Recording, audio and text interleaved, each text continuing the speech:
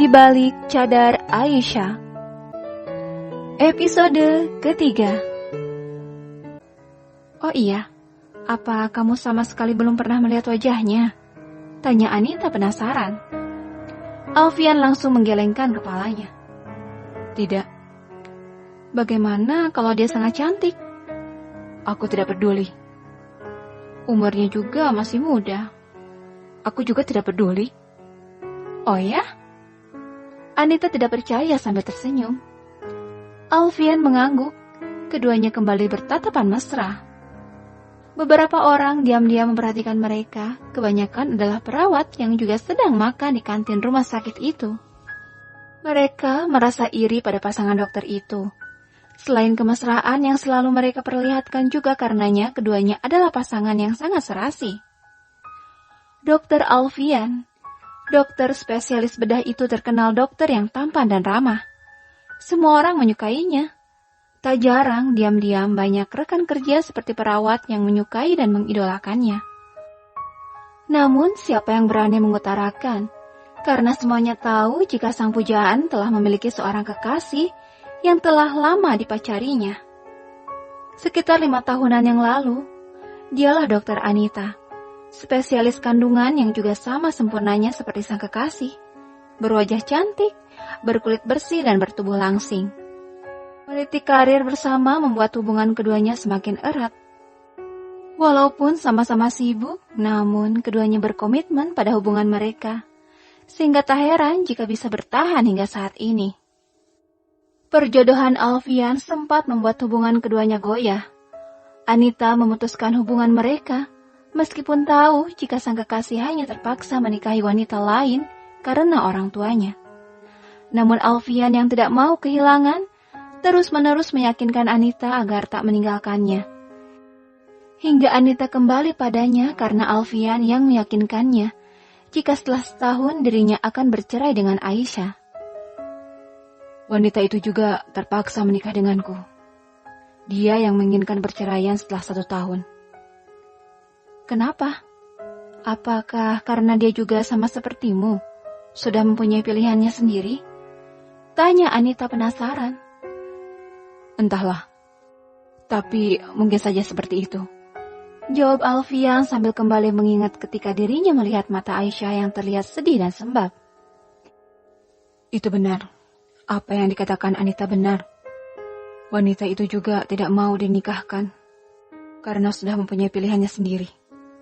Gumam Alfian dalam hatinya dengan yakin. Pukul 00.30. Alfian membuka pintu apartemennya, lalu berjalan perlahan mendekati dapur. Sudah menjadi kebiasaannya selama sebulan terakhir sesampainya di rumah, dia akan langsung memeriksa apakah ada catatan untuknya dari Aisyah, yang biasa ditempel di kulkas. Ternyata ada. Setelah beberapa hari, Aisyah tidak pernah memberikan pesan. Kali ini ada sebuah nota yang ditempel di kulkas untuknya. Saya mencari kotak obat, tapi tidak ketemu. Kalau ada, tolong simpan di depan pintu kamar jika Anda sudah pulang. Alfian langsung melihat pintu kamar Aisyah. Apa dia sakit? Gumam Alfian seraya berjalan dengan sedikit tergesa memasuki kamarnya dan tak lama keluar dengan kotak obat di tangannya. Alfian nampak ragu ketika dia berada di depan pintu kamar Aisyah. Namun kemudian memberanikan diri mengetuk pintunya 1 kali. Kotak obatnya aku akan simpan di sini. Alfian segera menyimpannya di depan pintu. Tidak ada jawaban. Alfian lalu berpikir jika mungkin saja Aisyah tidak akan keluar jika dirinya masih ada di sana. Dia lalu berinisiatif untuk masuk ke dalam kamarnya, membuka dan menutup pintunya dengan sedikit keras agar Aisyah tahu jika dirinya telah masuk ke dalam kamar.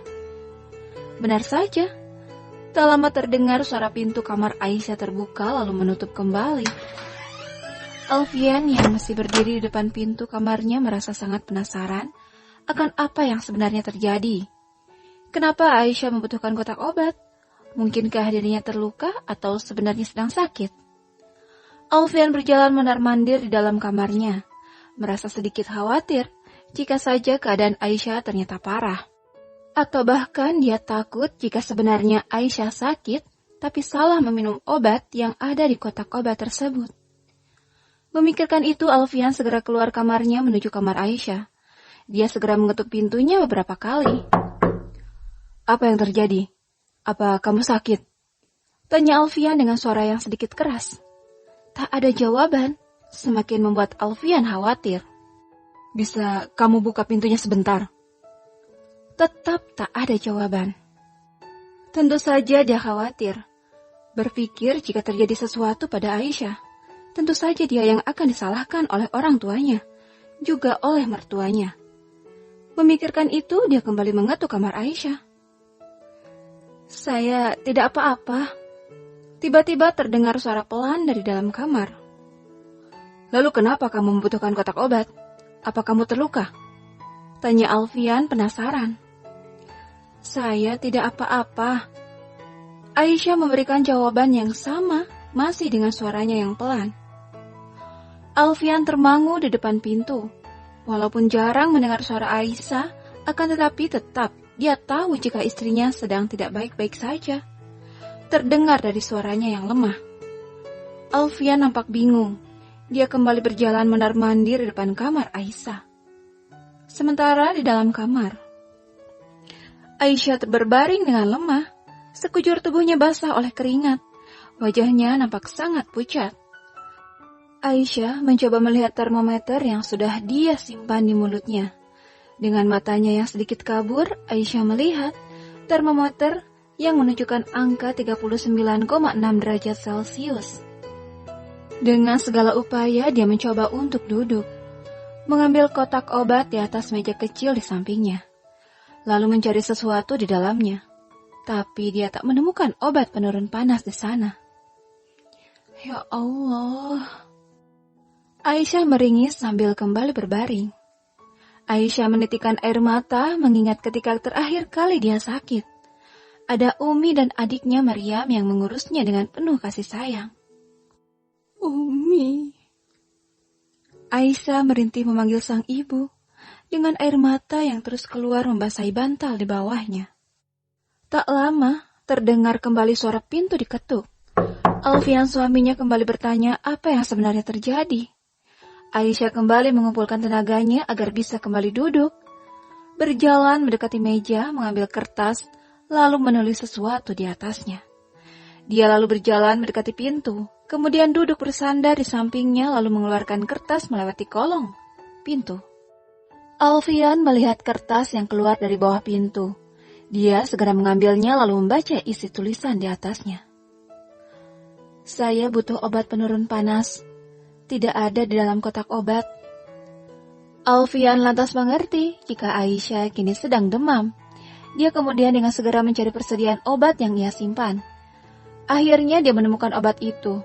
Obat yang lupa ia masukkan ke dalam kotak obat. Alfian segera memberikan obat itu pada Aisyah juga melewati bawah pintu. "Minumlah segera obatnya," ucap Alfian di balik pintu. Aisyah mengambilnya, kembali berdiri dan duduk di atas tempat tidurnya. Membuka kemasan obat dan segera meminumnya bersama air yang ada di atas meja. Kini ia kembali berbaring di atas tempat tidur, berdoa dan berharap obat tadi bisa menurunkan panas tubuhnya agar dirinya bisa kembali sehat seperti sedia kala. Dia tak ingin sakit lebih lama lagi. Sudah cukup baginya Allah mengujinya dengan sakit selama 2 hari ini, dan itu sangat membuatnya menderita. Selain karena kesakitannya juga karena kesedihannya lantaran tidak ada yang mengurusinya. Alfian sudah kembali ke kamarnya. Jam sudah menunjukkan pukul 1:30 malam. Dia yang baru saja mandi dan sudah berbaring di atas tempat tidur, tidak bisa memejamkan matanya untuk tertidur. Dia memikirkan Aisyah. Dia hanya bisa berharap jika obat yang diberikannya bisa menurunkan panas Aisyah, sehingga dia tidak perlu khawatir seperti ini lagi. Tapi kemudian dia berpikir, bagaimana jika panasnya tidak turun? Atau malah penyakitnya bertambah parah? Apa yang harus dilakukannya? Keesokan harinya, Alfian memutuskan untuk datang ke rumah sakit agak siang. Dia ingin memastikan dulu jika Aisyah sudah sembuh atau malah sebaliknya. Alfian mengetuk pintu kamar Aisyah. Bagaimana keadaanmu? Aisyah yang berada di dalam kamar merasa kaget karena Alfian rupanya belum pergi bekerja seperti biasanya. Sudah lebih baik, jawab Aisyah. Apa kamu yakin? Ya, jawab Aisyah singkat. Alfian masih berdiri di depan pintu. Dia tidak cukup yakin dengan jawaban istrinya walaupun dari suaranya memang sudah tidak terdengar lemah seperti semalam. Kamu harus makan sesuatu. Aku akan memesan makanan untukmu. Tak terdengar jawaban dari dalam kamar. Alfian berbalik dan mengambil ponselnya. Dia terlihat akan memesan makanan untuk Aisyah. Namun tiba-tiba Alfian kaget mendengar suara pintu kamar Aisyah terbuka. Tanpa melihat Aisyah berjalan mendekati dapur dan nampak bersiap untuk memasak. Alfian melihat Aisyah nampak segar, walaupun dia tidak dapat memastikan dikarenakan wajahnya yang seperti biasa tertutupi oleh cadar. Tidak usah merepotkan, saya akan memasak sendiri, ucap Aisyah sambil mencuci beras membelakangi Alfian. Syukurlah kalau begitu, jawab Alfian sambil berjalan mendekati kamarnya lalu masuk ke dalamnya. Beberapa saat kemudian Alfian kembali keluar dengan setelan rapinya. Melihat Aisyah yang masih sibuk memasak membelakanginya. Ini nomor ponselku. Kalau ada apa-apa segera hubungi aku, ucap Alfian meletakkan kartu nama miliknya di atas meja makan. Aisyah tak bergeming. Dia tetap fokus pada masakannya. Alfian menunggu jawaban sambil menatap Aisyah dari belakang. Melihat tubuh yang dibalut baju syar'i berwarna merah muda yang tertutup dengan hijab dan cadar berwarna senada. Walaupun begitu, Alfian bisa tahu jika istrinya itu mempunyai tubuh yang kecil ramping. Dari telapak tangannya dia juga bisa memastikan jika Aisyah berkulit putih bersih. Alfian kini mulai merasa penasaran akan wajah Aisyah yang sebenarnya. Aku juga menyimpan uang di sini. Pergilah keluar untuk berjalan-jalan atau berbelanja. Sudah 1 bulan kamu di sini, tapi tidak pernah kemanapun. Kamu demam semalaman. Bisa jadi karena kamu stres, karena di rumah terus. Alfian menyimpan amplop berisi uang di samping kartu namanya di atas meja. Aisyah langsung terdiam. Dia sedikit kaget dengan perkataan Alfian yang memberinya uang dan menyuruhnya keluar untuk berbelanja. Saya tidak memerlukan uang Anda. Anda memberi saya makan saja, saya sudah sangat berterima kasih, ujar Aisyah tanpa membalikan tubuhnya. Kemudian kembali melanjutkan pekerjaannya. Aisyah memaksakan diri untuk menghabiskan makanannya. Dia tahu jika dia harus betul-betul pulih, tidak boleh sakit seperti semalam, karena tak akan ada yang mengurusnya. Selesai makan dan membereskan dapur, Aisyah kembali masuk ke dalam kamarnya dengan sama sekali tak melirik amplop berisi uang itu. Begitu juga dengan kartu namanya. Keduanya tetap dibiarkan teronggok di tempat di mana Alfian menyimpannya. Aisyah kembali beristirahat, rehat dulu dari aktivitasnya menulis dan memainkan laptopnya. Lebih banyak menghabiskan waktu dengan hanya berbaring di atas tempat tidur. Seperti biasa, ibunya akan menelepon untuk menanyakan kabar, dan sudah pasti Aisyah berbohong. Walaupun sulit dan dengan rasa bersalah, Aisyah mengatakan jika keadaannya baik-baik saja. Begitu juga dengan sang suami, Alfian. Maafkan atas kebohonganku, Umi. Aku melakukannya karena tak ingin membuat kalian khawatir. Biarlah kalian pikir jika pernikahan ini baik-baik saja dulu. Dia sakit. Semalam dia meminta obat penurun panas padaku, ucap Alfian memberitahu Anita kejadian semalam. Sakit? Tanya Anita kaget. Alfian mengangguk. Semalam aku bingung sekali. Hampir saja aku menelponmu agar kamu bisa datang dan melihat keadaannya. Terus, kenapa tidak melakukannya? Tanya Anita sedikit kesal. Alfian langsung melihat Anita yang duduk di depannya. Kamu mau bertemu dengannya? Apa tidak apa-apa? Tentu saja tidak apa-apa. Memangnya kenapa? Jawab Anita cepat. Aku takut kamu cemburu, ucap Alfian ragu-ragu. Anita mengerutkan keningnya. Kenapa aku harus cemburu? Dia memang istrimu, tapi aku tahu jika kamu hanya mencintaiku. Alfian mengangguk. Lalu bagaimana keadaannya sekarang? Tadi pagi aku lihat dia sudah lebih baik. Dia ke dapur dan memasak. Anita terdiam sejenak. Aku kasihan padanya, ucap Anita pelan. Kenapa? Ini pasti pertama kalinya dia jauh dari keluarganya. Selama sebulan ini dia juga terus berada di rumah. Ditambah sikapmu yang dingin kepadanya. Sudah pasti dia stres dan tertekan. Alfian terdiam. Sebenarnya dia juga memikirkan hal yang sama. Oleh karena itu dia memberikan Aisyah sejumlah uang tadi, agar Aisyah bisa berjalan-jalan dan mencari hiburan. Akan tetapi Aisyah dengan tegas menolak uang pemberiannya. Selain itu, di sini dia tidak mempunyai seseorang yang bisa diajaknya berbicara. Dia pasti sering berbicara dengan keluarganya di telepon, ucap Alfian.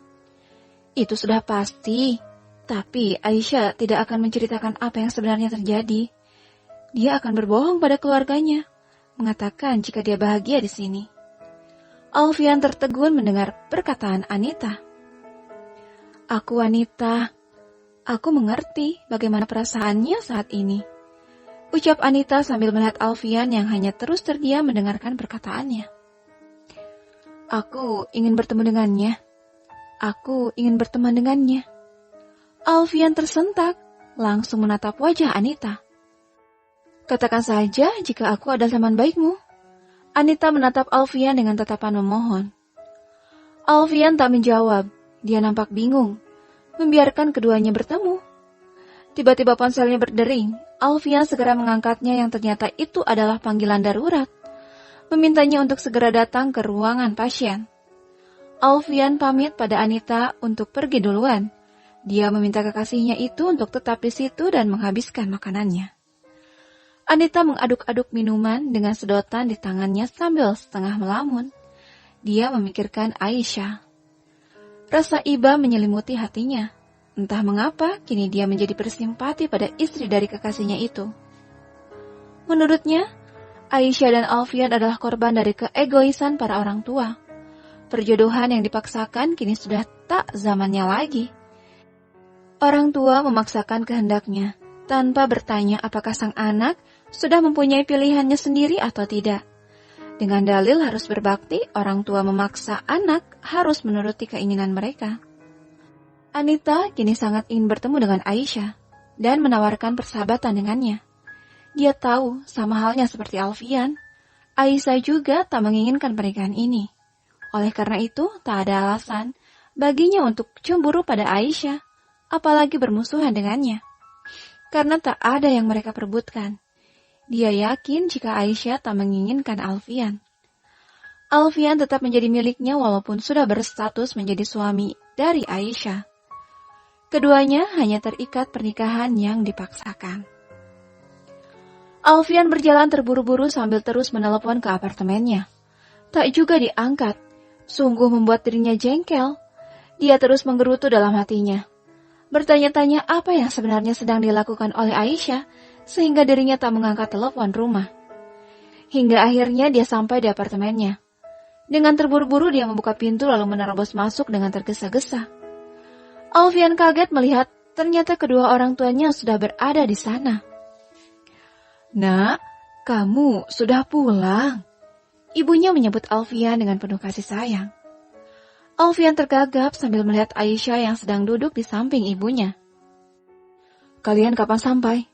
Maaf, waktu kalian menelpon tadi, aku sedang berada di ruangan operasi, jadi aku tidak bisa mengangkatnya. Tanya Alfian sambil mencium tangan kedua orang tuanya. Baru saja kami sampai, tidak apa-apa. Kami tahu jika kamu pasti sedang sibuk.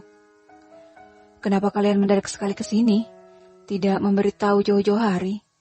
Tanya Alfian sambil duduk di samping ibunya. Ibumu yang tiba-tiba mengajak ke sini ba'da asar tadi. Katanya dia kangen sama menantunya. Ayah menjawab sambil melihat Aisyah. Semuanya tertawa. Lagian kenapa kalian tidak pulang-pulang? Jawab sang ibu sambil terkekeh. Alfian memaksakan tersenyum walaupun sebenarnya dia nampak sangat gusar. Ibu kemudian menyuruh putranya untuk mandi dan berganti bajunya dahulu. Dia juga meminta Aisyah untuk mengikuti Alfian masuk ke kamar. "Urus suamimu sana, siapkan bajunya." Alfian berjalan menuju kamarnya. Dia melihat Aisyah dengan ragu mengikutinya dari belakang. Hingga akhirnya keduanya sampai di dalam kamar. Alfian buru-buru menutup pintu, melihat Aisyah yang kini di depannya. "Aku menelepon beberapa kali, kenapa tidak kamu angkat? Aku ingin memberitahu jika ibu dan ayah akan ke sini. Jadi kamu harus pindah dari kamar itu ke sini. Sekarang bagaimana? Kedua orang tuaku pasti tahu jika sebenarnya kita tidur berpisah, tidak satu kamar." Bersambung.